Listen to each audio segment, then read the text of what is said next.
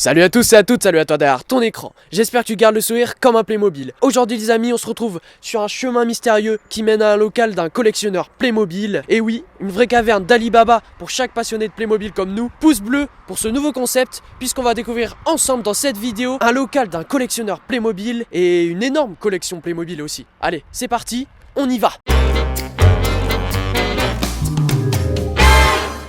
Dans cette vidéo, comment faire des expositions, l'histoire d'un collectionneur, Ouf, la question est... des conseils pour faire des mises en scène, Il y a 10 ans, ça passait. Maintenant, c'est vrai que... la présentation d'une énorme Je collection, sais pas si tu as remarqué, mais c'est la même couleur. On doit être à 200-300 là. et enfin, un tutoriel pour customiser ses Playmobil. Des pièces en 3D. Reste jusqu'à la fin de la vidéo pour tout découvrir. On va aller dans le local de Laurent Lafont, un collectionneur Playmobil bien connu de la chaîne. Bonjour. Bonjour Laurent, comment ça va? Ça va, merci, Hop, bienvenue. On se check. Donc bienvenue dans ce grand local de 50 mètres carrés, c'est ça? C'est ça. Et du coup, qu'est-ce que tu fais dans ce local? Dis-moi. Bien dans ce local, je travaille, je m'amuse. Ouais. C'est là que je stocke toute ma collection, mes stocks de vente. Ok. C'est là que je traite mes commandes, que je réalise mes dioramas. Enfin, je fais un peu tout là. J'ai commencé à collectionner il y a une dizaine d'années. Moi, ce qui m'a attiré avec le Playmobil, c'est d'utiliser ce personnage comme support historique. Donc rapidement, je me suis orienté sur des thèmes qui me tenaient à cœur. Et puis j'ai créé des choses, on m'en a demandé, donc j'ai commencé à en vendre. Et puis de fil en aiguille, je suis devenu vendeur. Donc j'ai une double casquette, collectionneur et vendeur. Ça c'est trop bien. Et du coup, tu les vends où ces Playmobil? Alors je les vends sur ma boutique en ce moment. Ouais. J'ai une boutique internet qui est toute nouvelle. Donc bien sûr, le lien sera en description de la vidéo, les amis, n'hésitez pas à aller voir. Mais sinon, habituellement, je vends essentiellement sur des expos. Ouais, Et c'est vrai, depuis quelques mois, les expos sont extrêmement rares, voire inexistantes.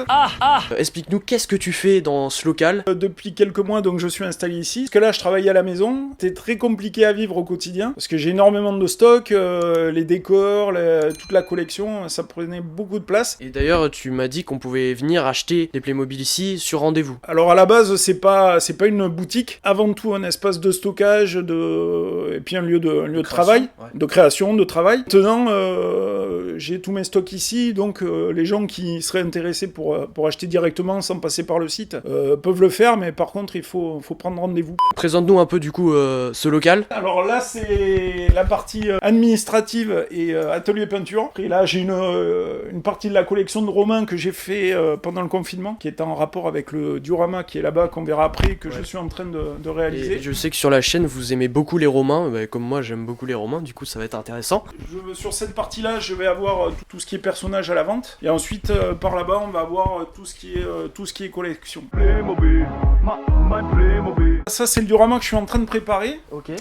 Donc ça va être un diorama gallo-romain, la partie gauloise, donc un oppidum, village gaulois pour ceux qui ne connaîtraient pas le terme, donc qui est en cours de réalisation. Là, j'ai fini les découpes vendredi, et puis la semaine prochaine, je vais m'attaquer à aux finitions et à la peinture. Du coup justement, comment tu t'y prends pour imaginer un diorama et le mettre en... Tu fais des maquettes avant des... Alors je dessine, je griffonne sur un papier pour poser les éléments. De toute façon, il va répondre à vos questions, puisque j'ai demandé sur ma story Instagram Monsieur Playmo, si vous me suivez pas, de poser des questions à Laurent. On se retrouve pour cette petite interview face aux personnages. D'ailleurs, moi j'aime beaucoup les personnages Playmobil. Toi aussi, c'est ta spécialité? Oui, en fait, moi, ce qui m'intéresse surtout dans les personnages historiques, c'est l'uniformologie. Donc, c'est pour ça que je suis vraiment plus spécialisé dans le personnage. D'ailleurs, sur ma boutique, on trouve essentiellement des personnages. Et des personnages aussi que tu as customisés, des créations on appelle ça. Voilà, j'ai créé une gamme de personnages sur lesquels j'ai fait tampographier les bustes des personnages. Et donc, ce sont des personnages qui n'existent pas du coup chez Playmobil. Et c'est ça qui fait tout le charme en fait de ta boutique et de ton métier. C'est pour ça que je suis assez connu dans le milieu Playmobil, c'est par rapport à ces créations-là. Bon alors les amis, je vais regarder sur mon Instagram les questions que vous avez à poser à Laurent. Déjà, à quel âge t'as commencé à collectionner entre guillemets? Alors quand j'étais tout petit, c'était mon jouet favori. Et puis je m'y suis remis, là j'ai 48 ans, je m'y suis remis il y a 11 ans je crois, 10-11 ans, avec les premiers Playmobil qu'on a achetés aux enfants. Et puis mon goût pour l'histoire a fait le reste. Comment faire des expositions? Comment trouver des dates? C'est vrai que quand on n'est pas dans le milieu, on n'a pas forcément les infos. Voilà, essentiellement de la recherche sur internet et sur Facebook, là on arrive à trouver facilement. Ensuite, pour participer, quand on n'est pas dans le milieu Playmobil, faut se faire connaître. Voilà, il faut essayer de se rapprocher d'une association. Alors là, c'est pareil, moteur de recherche, Facebook. À ton avis, ouais, à quel âge on peut commencer les collections? Après, il n'y a pas d'âge. Moi, tu me parles pas d'âge. Une exposition, en général, les entrées sont payantes. Il y a des visiteurs et il faut proposer quand même quelque chose qui soit qualitatif. En ce moment, quelle est ta figurine préférée dont tu es le plus fier? Enfin, parmi toutes celles que t'as. C'est peut-être un custom de Vercingétorix que j'ai fait justement pour le diorama gallo-romain. Superbe question, c'est Félix Dupuis 10 qui m'a demandé, un vrai collectionneur, pour toi, c'est quoi? Ouf, la question est complexe, presque philosophique. C'est celui qui va aimer ce qu'il a, qui va aimer sa collection, qui va aimer les mettre en scène. J'ai une casquette de vendeur. Alors oui. C'est vrai que des fois les vendeurs, on les prend pas forcément pour des collectionneurs. On pense toujours qu'ils sont là pour l'argent, etc. Effectivement, je suis là pour l'argent, pour gagner ma vie, mais je fais ça parce que je suis passionné de ça. Ouais, et c'est pour ça d'ailleurs que je suis content de faire une vidéo avec toi, puisque t'es vraiment passionné aussi, et t'es pas là que pour l'argent, donc je suis vraiment content que tu m'aies accueilli dans ton... c'est gentil. Je me couche, j'y pense, je me lève, j'y pense, à des idées ouais. Que je pourrais rajouter, de comment je vais faire ça. Un vrai collectionneur aussi, ça peut être quelqu'un qui en a beaucoup moins, donc comme moi par exemple. Et... Pour être collectionneur, il n'y a pas besoin d'avoir 50. Voilà, il y en a qui en ont beaucoup plus que moi et qui sont pas forcément, on va dire, amoureux du Playmobil. Alors ça c'est du polystyrène extrudé, donc ce sont des plaques qu'on trouve à Castorama, Leroy Merlin, tous les magasins de bricolage. Je les ai payés 7 € pièce. T'as juste coupé ça avec... Voilà, avec un thermocut. C'est dans le désert, donc sur les côtes égyptiennes. Donc c'est pour ça que la couleur va pas être la même que là. Peinture et de brush par-dessus, un peu de flocage. Donc un artiste aussi, hein. Ouais, mais alors débutant. Alors là, on a moitié de ta collection. Une grosse partie de la collection. Il y en a encore un petit peu chez moi. Ici, on a toutes les maisons les maisons et les fermes qui font partie du gros diorama de Waterloo. Après, là, on va voir tout ce qui est pièces de steak pour monter des châteaux, des maisons médiévales. Et là, on peut voir ce que tu vends en expo. Voilà, ça c'est mon présentoir principal en expo. Donc là où j'ai tout ce qui est soldats. Dans un diorama, il faut pas utiliser que du Playmobil aussi. Il faut utiliser de la mousse, aussi des choses comme ça qu'on peut trouver. Voilà, alors tout ce qui est mousse, flocage, etc. C'est bien pour agrémenter les décors. Oui, et puis parce que c'est vrai que si on met une nappe, de la feutrine ou un tissu, il y a 10 ans ça passait. Maintenant c'est vrai que les gens attendent autre chose et quelque chose de plus qualitatif et de plus construit au niveau du décor. Ouais. C'est souvent ça qui fait la différence d'ailleurs sur un diorama. Faut mettre du relief.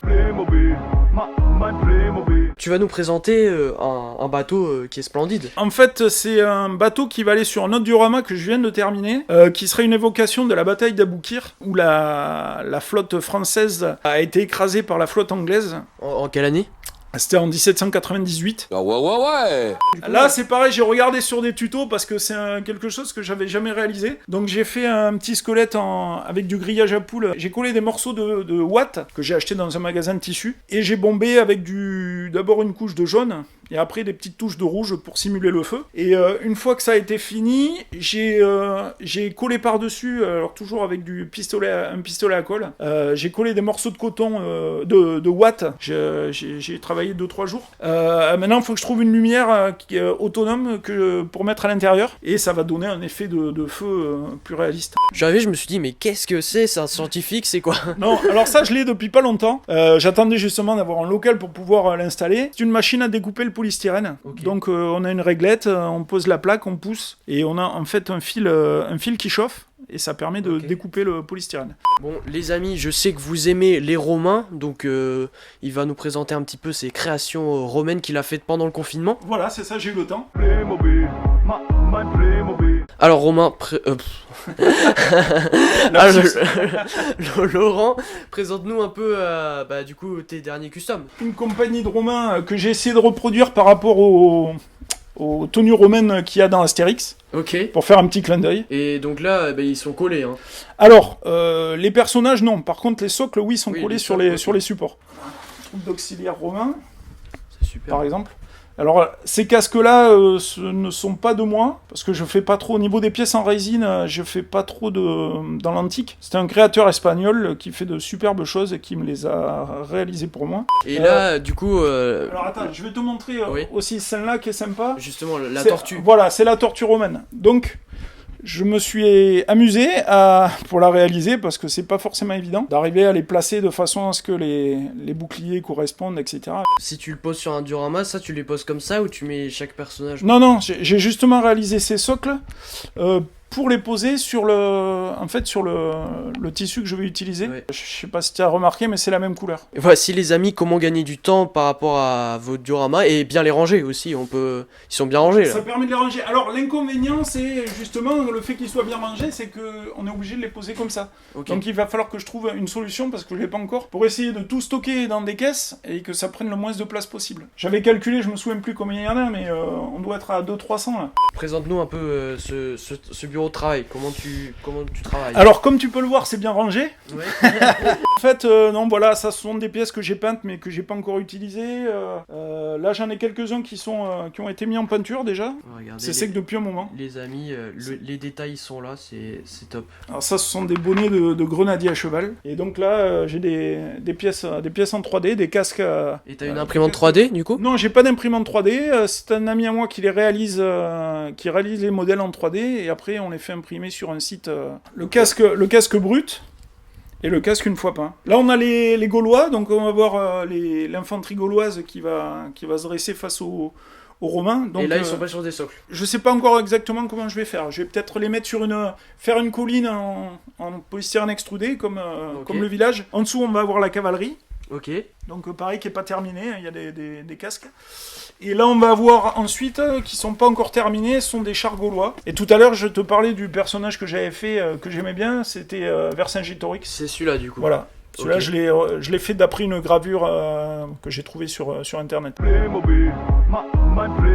Voilà, donc c'est pour expliquer un petit peu à tous les gens qui te suivent, qui cherchent des idées, etc. Et pour leur montrer que c'est pas très compliqué de customiser, j'ai réalisé ce personnage qui lance une grenade. Par rapport à la grenade, Ok. en fait c'est tout bête, c'est une boule de neige Playmobil. Ouais, c'est ce que j'allais dire. Voilà, j'ai fait un petit trou sur le dessus, j'ai inséré un morceau de corde que j'ai avec les dromadaires, Ok. qui sont vendus, tu sais, avec des Oui. petites cordes. Oui. Donc j'ai coupé un petit bout, je l'ai collé, et ensuite j'ai mis un point de colle sur le bout de la mèche, et j'ai collé un peu de watt. Et alors, présente-nous un peu ton site là. On Ah oui, n'a qu'à le faire. voilà. Bah c'est tout simple, hein, vous allez arriver sur ce site-là, et puis vous avez toutes les catégories de... Après les photos, tu les fais là en plus. Ouais, Voilà, c'est- j'ai acheté ce petit cube pour réaliser les photos. Les amis, merci d'avoir regardé la vidéo. Si elle vous a plu, n'hésitez pas à mettre un pouce bleu, à commenter votre avis sur l'énorme collection de Laurent. Et en plus, on l'a vu que la moitié aujourd'hui. Oui, c'est vraiment que la partie émergée de l'iceberg, ouais. Et puis, n'hésitez pas du coup à aller voir son site en description. Et abonne-toi si t'es fan de Playmobil comme nous. D'habitude, je dis comme toi, mais comme nous, du coup, on est deux passionnés. Merci beaucoup, Laurent. Merci à toi. Je te check.